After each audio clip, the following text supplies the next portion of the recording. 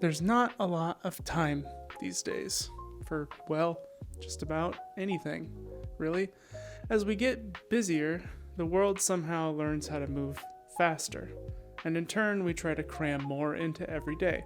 More work, more hobbies, more obligations. And it feels like there's always one more thing on the to-do list. And for game masters, prepping a game can feel like one of those things you just don't have enough time for. When you do get a moment to sit down and work on your game, it can feel overwhelming. Spending hours building the perfect story, writing detailed scenes, and planning every possible solution, only to have your players throw a curveball 5 minutes in. You've planned this cool, clever solution, and they just skip it. But here's the thing, that's not just okay. It's kind of the point. Sometimes we prep so much that we forget about the most important part, letting the players take the wheel. But what if I told you there's a better way? A way to think about prep that saves you time, cuts down on frustration, and lets you focus on as many details as you want, and actually makes your game more engaging for both you and your players. Hey everyone, my name is Steven, and this is Above the Table, where we like to talk about how to better run our games. In this video, we're going to be talking about how to reframe your thinking around game prep, not as putting together a plot or predetermined story, but as a dynamic outline of story beats that leads to player-driven adventures. And if you find this video useful and I'm able to save you some time, do me a favor and smack that subscribe button and give the video a like, as it helps the channel out a ton and is absolutely free. Without further ado, let's get into it. When I prep a session, I like to focus on problems, not solutions. Now yes, it's important to make sure that what you're putting forward is feasible, but leave it at that. As a DM, your goal isn't to create the answers. Your goal is to create the questions. Let the players figure out the answers. And honestly, it's way more fun for everyone when you're asking yourself, how will they handle this? Not, will they follow the plan? It's about outlining the core ingredients, like a conflict, its causes, the obstacles that are created, and the environments where it all takes place. Take this example. There's a mountain village that relies on a sacred hot spring for water, but the spring has dried up, throwing the villagers into chaos. The conflict here is clear. The water is gone. It needs to come back.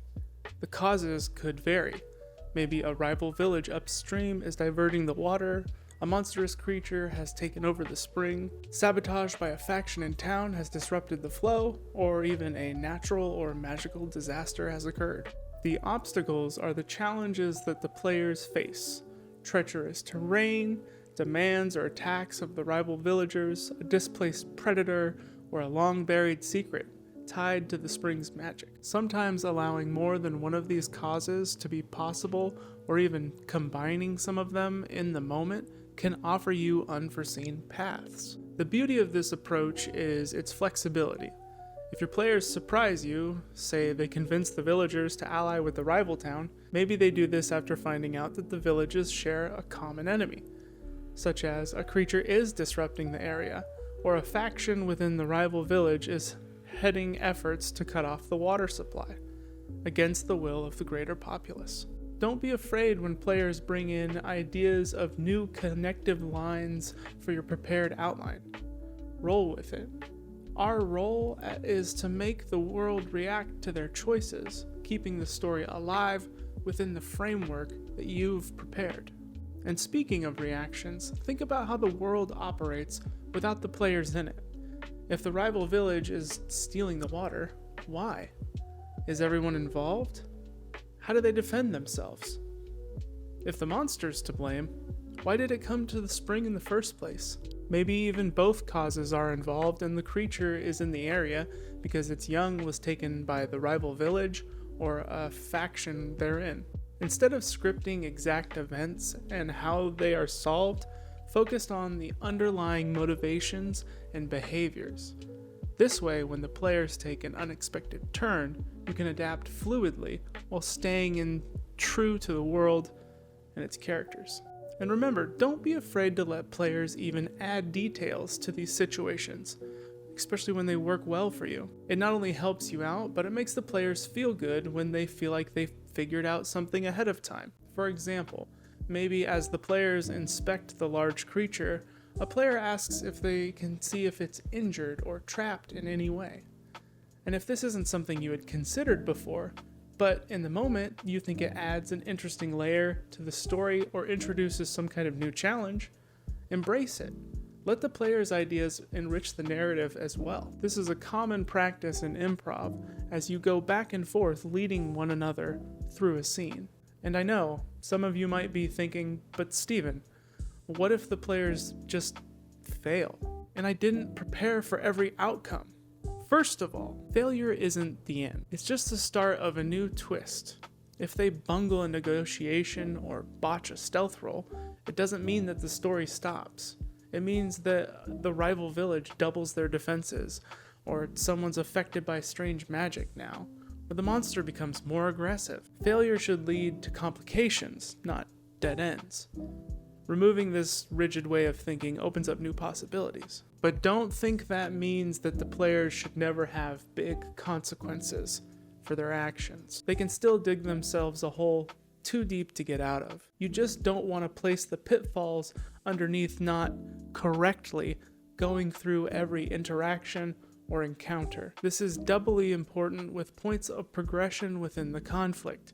We don't determine how the characters find the information, the secret, or the answer that they need. We focus only on the information itself, and then improvise how they find these things as we run the game, and adapt to their actions. Tabletop games are not pre-written stories. They're live, unfolding events. Every session is a moment of collaboration. Think of your game session not as a story, but as a happening. A living and breathing moment where decisions, dice rolls, and unexpected player ideas collide. It's something that once it's over, then it becomes the story. But in the moment, it's just an evolving series of events. When you try to prepare a full plot for your game, you're going to try to predetermine events that haven't happened yet. It's like writing a story where the main characters haven't even decided what they're gonna do. Sure, you might have an idea of how you think things will go, but in reality, that's entirely in the hands of your players. So let's bring this back to the mountain village example for a second. If you've built your prep around the question, why is the sacred spring dry?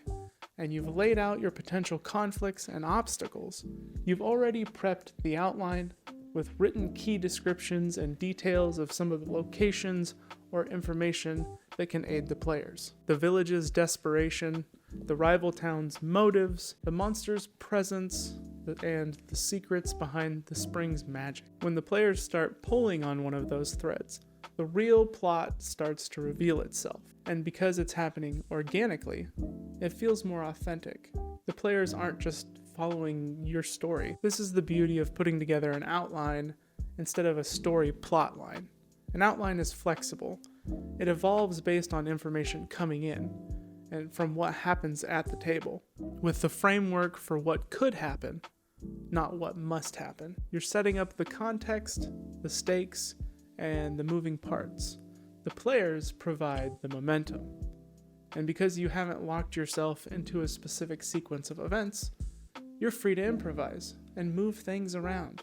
Adapt when things inevitably go off the rails. Story plot lines, on the other hand, can be brittle. They rely on the players hitting specific story beats in a specific order, and when that doesn't happen, and trust me, often it won't, you're left scrambling. And while we're on the topic of players, let's talk about party dynamics. It's tempting to tailor every challenge to your group's abilities, and sure, sprinkling in moments that highlight their skills is great, but don't overdo it. If every problem has an extremely clear answer based on their abilities, it starts to feel like a game of follow the breadcrumbs. And man, do they get stale. Instead, mix it up. Most of your challenges should be open-ended. Maybe the ranger's tracking skills help them find the monster's lair, but once they're there, it's all about diplomacy or even a fetch quest. You want to keep them guessing and thinking creatively.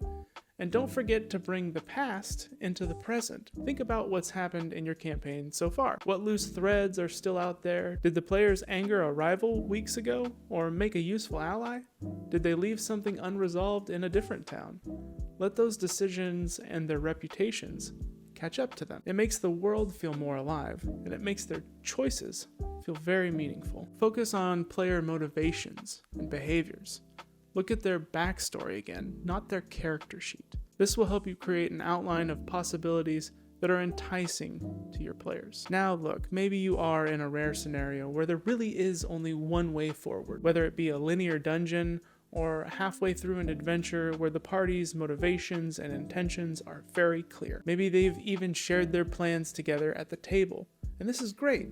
We want to pull from this and be inspired by it, but we don't want it to dictate the future and its outcomes. Be aware that as new information or context comes in that you currently have but they don't, things can change, and in turn, you should be ready to as well. So to sum it all up, focus on conflicts, their causes, and what obstacles they'll create, and the environments that they'll take place in. Forget the answers, and let your players surprise you with how they adapt to these. Embrace failure as a storytelling tool, and always leave room for the story to evolve. And at the end of the day, being a great DM isn't about perfect prep. It's about being ready to adapt. And well, everyone, that just about wraps up today's video, but I gotta know, what do you think? How do you approach your game prep? Do you focus on building challenges and letting your players drive the story, or do you prefer a more structured, planned out approach? Let me know in the comments below. And if you've ever had a moment where your players completely surprised you with a solution you never saw coming, share it in the comments below and let's keep this conversation going. And if you enjoyed this video or found it useful, give it a like and smack that subscribe button and bell notification, as over 97% of you watching are not subscribed. And join in and follow along for more as we continue to learn how to better run our games. And if you're a DM getting ready for your next session, don't forget to check out this video on house rules to consider for your D&D games, or this one on effective ways to roleplay NPCs. Thanks guys, my name's Steven, this has been Above the Table, and we'll see you on the next one.